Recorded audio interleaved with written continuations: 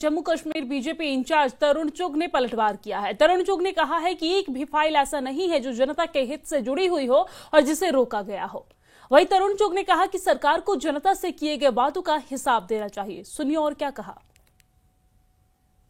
जम्मू कश्मीर में lieutenant governor और उमर अब्दुल्ला फारूक अब्दुल्ला के बीच जो टकराव है वो लगातार बढ़ता जा रहा है। पहले स्टेटहुड और अब फाइलों पर तक बात पहुंच चुकी है। मेरे साथ ज्यादा बातचीत के लिए मौजूद हैं भारतीय जनता पार्टी के राष्ट्रीय महासचिव और जम्मू कश्मीर प्रभारी तरुण चुग जी।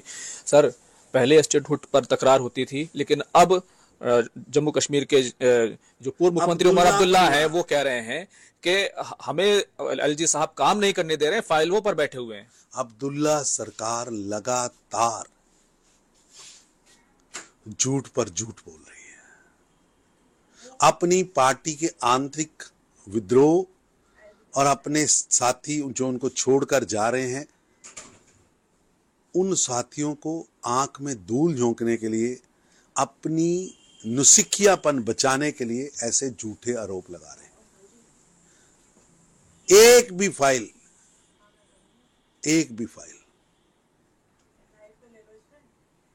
जो जनहित की हो और गवर्नर के पास रुकी हो तो मैं मुख्यमंत्री साहब को कहूंगा, नाम तो लीजिए। आप नौकरियां नहीं दे पाए, आप सिलेंडर नहीं बांट पाए। आपने 12 सिलेंडर देने थे, एक नहीं पहुंचा। हर घर नौकरी देनी थी, एक नहीं पहुंची। इसलिए हर स्तर पर जो फेल सरकार है वो अपनी नुसिखियापन का ठीकरा कभी केंद्र पर कभी एलजी पर फोड़ रही है।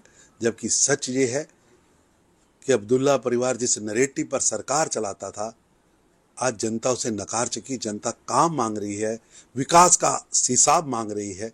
विकास का हिसाब देने की बजाय, मैनिफेस्टो का हिसाब देने के बजाय उमर अब्दुल्ला साहब और बड़े अब्दुल्ला साहब इधर उधर की बात कर रहे हैं। लेकिन फारूक अब्दुल्ला ने यह कहा कि स्टेटहुड हमें तुरंत दिया जाना चाहिए। चुनी हुई सरकार को कैसे काम करने से रोका जा सकता है? किसी ने रोका ही नहीं है। जिन नियमों के आधार पर आपने वोट लिए हैं, वही नियमों के अनुसार आपको सरकार चलानी है।